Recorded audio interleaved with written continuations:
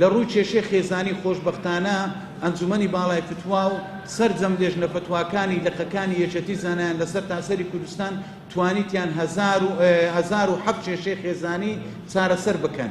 یعنی 1007 کێشە لە ناو خێزانەکان هەبووینە، ناتەبایی لە بینی ژن و مێردەکان هەبووینە، بەڵام ئەنجومەنی باڵای فتوا لەگەڵ لێژنەی فتوای لەقەکان توانیتیان بەو پەڕی دڵسۆزی و هەستکردن بە برسیارەتیەوە لێ نەگەڕێن 1007 خێزان تێک بچی بەرەو ڕووخان و دارمان بڕوات. کێشەی جیابوونەوە بەداخەوە وردە ڕێژەی تەلاق لەناو کۆمەلگای ئێمە زیادە بێت و خەڵکیش ڕوو لە مامۆستایانی ئاینی ئەکا.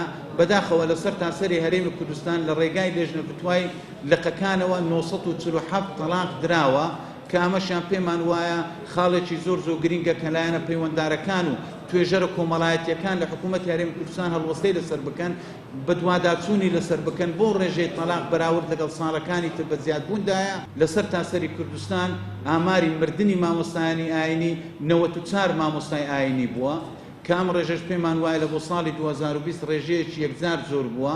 ڕاستە هەندێکیان بەخۆی نەخۆشی کۆڕۆنا کۆچی دوایان کردووە، بەڵام هەندێک ڕێژەی هەرە زۆریان بە مردنی ئاسایی خۆیان مردوونە کە ئەمەش دەتوانین بڵێن زیانێکە لە توانای بەشەری لە ناو مامۆستایانی ئاینی، چونکە ئەو مامۆستا بەڕێزانە هەمویان ئەزمونێکی باشیان هەبوو، لە ڕووی عیلمەوە توانایەکی یەکجار باشیان هەبوو.